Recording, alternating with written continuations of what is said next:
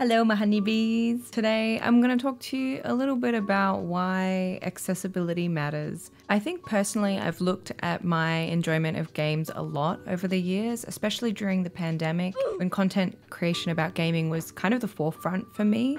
I've always seen myself as a more casual gamer, playing games like Stardew Valley, Animal Crossing, various heinous mobile games. They don't present too much of a challenge for the player, so the barrier to entry is really low. I can always have fun, I don't get frustrated, it's predictable and it's safe. I know what I'm getting from those games, right? I think for a long time, I thought that that was the only kind of game that I could enjoy because I was bad at games. I've gone through various stints of playing games like Overwatch, Apex Legends, God of War, Witcher, Rainbow Six Siege, and for one reason or another, I've dropped all of them because I felt that I wasn't good enough to play them, and because of that I could never progress far enough in the story because of my perceived lack of skills. No matter how many hours I put into a game, I was always extremely mediocre at it. And like, I'm extremely open to the idea of me genuinely being bad at games. I don't want to sit here and say, it's the game that's wrong.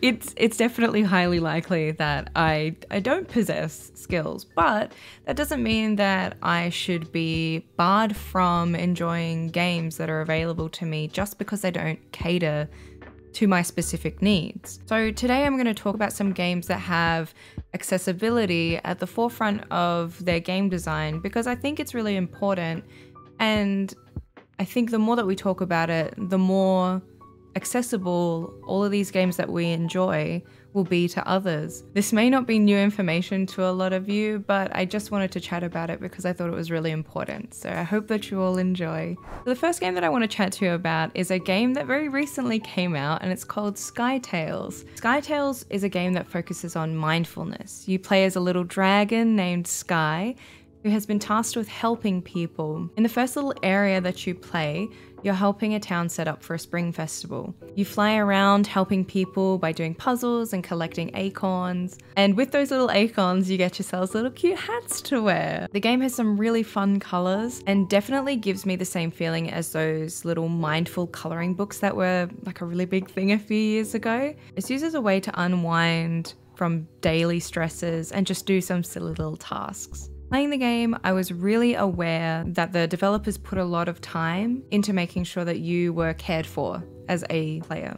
When you fly past villages and dialogue appears above their head, you can click through and read the whole conversation, and in other games, that would be it. You click all the way to the end and it's over. So if you miss anything, good luck remembering why you were talking to them in the first place. In this game, the dialogue is on a carousel of sorts. If you miss anything, you can go right back to the beginning of the conversation, and normally there's only 3 or so conversation blocks that you need to go through so that you can read it again. The only time the text goes away is when Skye is physically away from the character, which I think is really neat. At each puzzle location, there is a little hint sign if the puzzle isn't immediately clear to you. It doesn't outright give you the answer to each puzzle, but it does give you a little push in the right direction. So it doesn't feel like the game is sort of playing itself, and still gives you that sense of achievement when you eventually complete each puzzle, which is really nice because if this is a game that's about mindfulness and just doing something to kind of keep your mind a little bit active but not be properly challenging, you don't want to have to sit there and go, what does this game actually want from me to play it, right? And you also don't want it to play itself because otherwise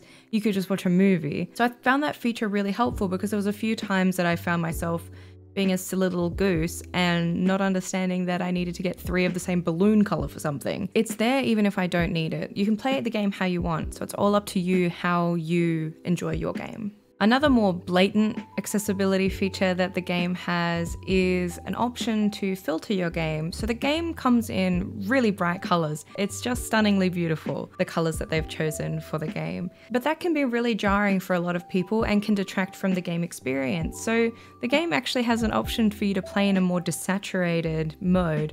So it's not so in your face and you can just zone out and play the game as intended. And if you need to be clear where your character is in relation to the world and other interactable characters, there's also a filter for that. So it really makes your character stand out, contrasted against the background and other characters. I've seen this kind of option in a lot of other games, most notably in maybe shooters, where you can change the outline of characters to make sure that you know which color is the enemy and which one are friendly. So it's kind of really nice to see this in a smaller game where I don't think these kinds of measures are being taken quite so frequently. This game reminds me a lot about the way I used to play Animal Crossing New Leaf back in the day. I used to play every day for about 30 minutes, and I'd just go around and do the 3 or 4 little villager tasks each day and buy and sell things from the Nook shop. I would be better setting up my evening or my sleep, and it's not challenging, it's just a little reset. And I can do my silly little tasks and have a silly little time. And it's comfortable and it's nice. I think this game is definitely worth checking out if that sounds like that's something up your alley. I did have a fear that this game would be a little too childish for my tastes, but it definitely seems to be more all ages friendly than just child friendly or child focused. It's very relaxing and it isn't too dumbed down. I think in the same way that Animal Crossing can be played by kids, but it's not specifically for kids. So yeah, I think this is a really cute little game that has some exciting accessibility features, especially for the kind of space that it exists in. Trombone Champ is a game that has an immense amount of character. I really, really love this game, and I've been trying to work out a way that I can incorporate it into a video.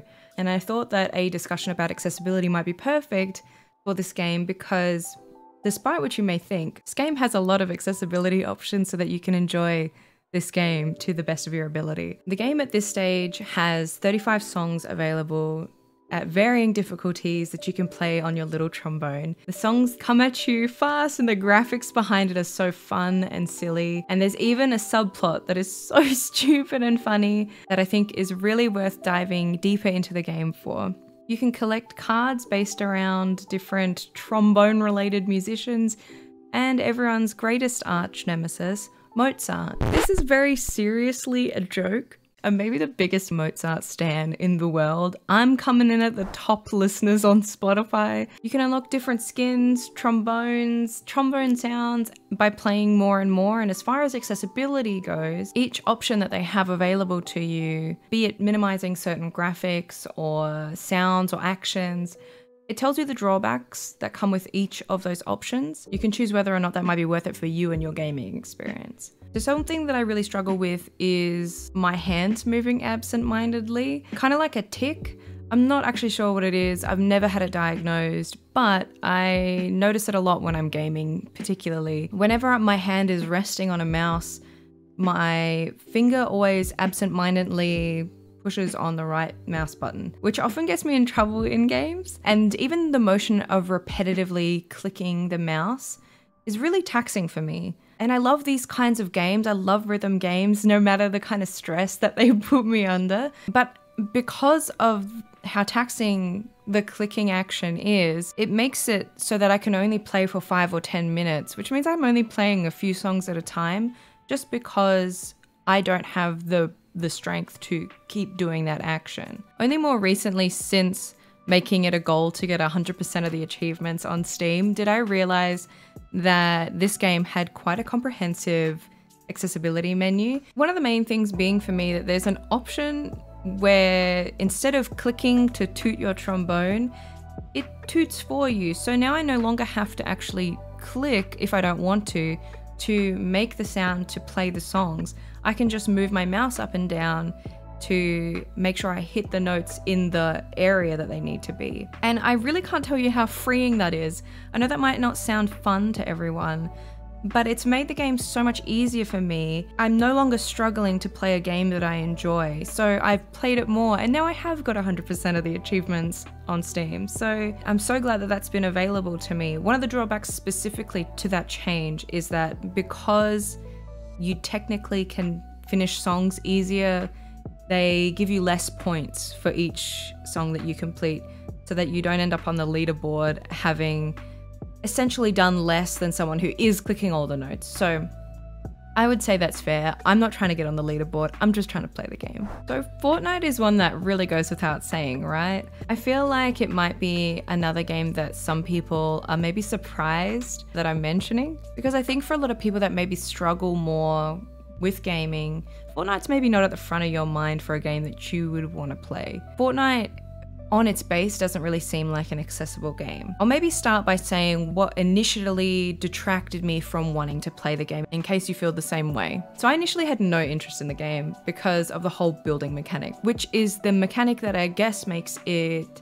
unique and interesting from other battle royales that are popular. Building in Fortnite is just like one of my least favorite things in gaming. Quick time events. Mid trying to react to being shot by another player, the whole fucking building is erupting out of the earth. Huh?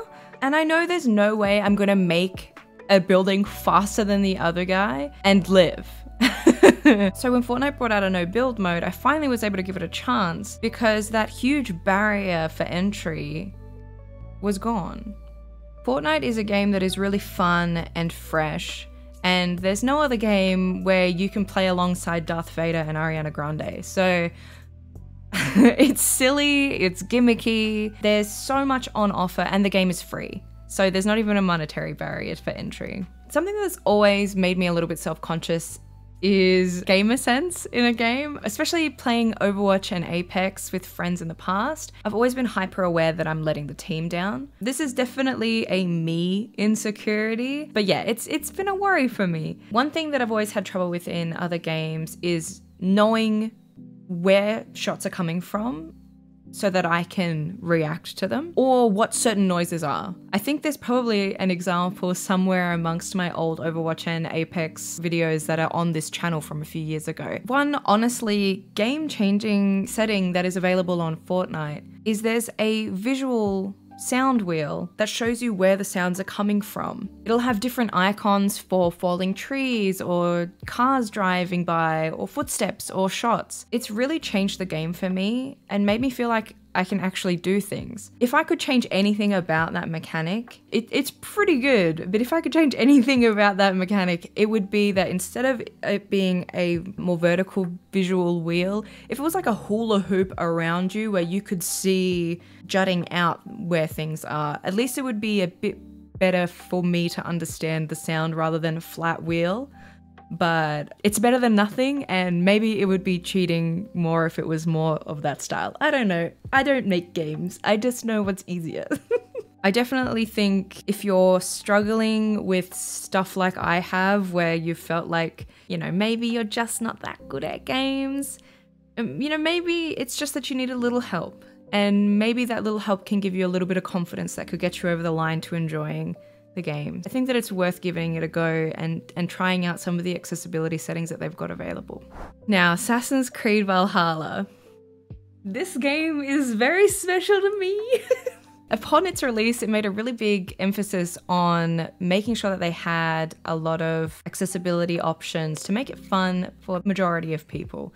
I'd say it is definitely, especially from research I've done, it's definitely still lacking for people who are vision impaired. I think there's still a ways to go with that. But as far as for others who have cognitive impairments and hearing impairments, this game is doing really a lot to be able to help you enjoy your experience with the game. I think a lot of RPGs in the past just thought that adding a scalable difficulty was enough for people to enjoy the game. There are people that are out there that want that challenge. They want to struggle to feel like they have really done something when they get there. But then there are other people that, you know, they just want to know the story and they don't want to have to struggle to get there. But I would say that that's not enough. I think a really good example of that for me personally was God of War. Even though I had it on the easiest setting that I could, there were so many combinations of movements in that game that you needed to do to unlock areas. And it was just too frustrating for me to have to do all of those things just to pass an area. It's not even about things getting in the way, but just a mechanic to throw your axe at something and then shoot at something at the same. It was just it was just too much. Valhalla only coming out a few years later has made some huge improvements on what games can offer to you. There's a lot of things that you can toggle on and off within the game, and I think more broadly, this is interesting for not just people that have impairments, but I think anyone that is looking to tailor their experience to the game. You can fine-tune nearly every element of how you play the game, whether it be the combat, whether it be stealth, or whether it even be just the exploration on the map. There's so many little things that you can tweak and fine tune. Even things like critting and assassination on each go, which the game isn't designed to do that. That's not how the game is designed to be played, but that's an option for you if you maybe, you just want a little bit easier, you know what I mean? And if that's what's going to make the game fun for someone, then fantastic. It shouldn't matter to anyone else. The part that's especially exciting for me is being able to toggle the exploration difficulty and make all of the collectibles easier for me to see. I think especially for a game as big as Valhalla, making it easier to find a lot of those collectibles, especially as the little loot goblin completionist in me, fine-tuning those things makes the game so much more enjoyable for me because I don't have to struggle. And if you want to be a mad lad super sleuth and be looking through every blade of grass for something, fantastic. There's an option for that too. It's so highly customizable. On the topic of wanting to find things easily, I really want to talk about the map design for this game specifically in relation to other Assassin's Creed games. The map in the past has been sort of more like a satellite version of whatever city, country, town, whatever you're looking at. But in this game, they've made a super high contrast drawn map with key locations, quests, and collectibles that are all really easy to see. I think this is so much better for comprehension. It's so simple. It's really stylized, and I think it fits perfectly within the theme where you can have accessibility and style at the same time, and it's not detracting from your experience of the game. Much like Fortnite's visual wheel for sounds, Valhalla advertised closed captions for in-game sounds. A little box usually appears in the sound's direction, which tells you what the sound is. Fire crackling, running water. I thought it was a really nice touch. It wasn't something that I personally used myself. I found, for me, that it was a little too distracting when I was playing, but I know that for people that would be really helpful. So I'm really glad that they made an option like that. Much like Trombone Champ's settings to reduce the amount of clicks for opening cards and opening chests, Valhalla introduced a setting to reduce how long it takes to upgrade menus and to change a setting, and it makes it so much easier for those who don't have the strength to hold down buttons for a long period of time, but also just maybe don't want to. So now they don't have to compromise comfort and gameplay. It's all these little things, you think that they don't matter, but for some people they do. Like for some people that's a whole reason to play the game. Regardless of my qualms with the game's scale, I think that the game did a lot for players with impairments and for players without to make the game a tailored and personal experience. And I think that should be celebrated and talked about. Ultimately, everyone should be able to enjoy gaming in whatever capacity that is. If you want to be able to land super satisfying headshots and you've got the shakiest hands ever, why shouldn't you be able to use an aim assist in a solo game that makes the experience fun for you? Games don't need to be challenging. They can be, there's definitely a space for it, but they don't need to be, and you shouldn't have to feel less than for not wanting to play a game that way. If you haven't already had a look into these games, I highly recommend you check them out. A lot of care has gone into making sure that they are accessible to a lot of people, and I think that each of them is worth checking out for lots of different reasons. So let me know if you know of any really fun games that have great accessibility options for you too. I would love to check them out. I'd love to speak about them. I'm always going to be talking about stuff like this. I think no matter how much this is talked about, it'll never be enough until we have these kinds of things being a no-brainer in gaming. Conversations about making others feel bad for not being good enough at something or playing things on easy, or I hate that. It's plainly ableist, and that's why I think it's really important to talk about making games fun for everyone. Anyway, I hope that you're all doing extremely well. If you enjoyed the video, please leave it a like. If you have anything fun to say, please leave it in the comments. I will see you all very soon, and between now and then, look after yourselves, stay hydrated, and stay awesome.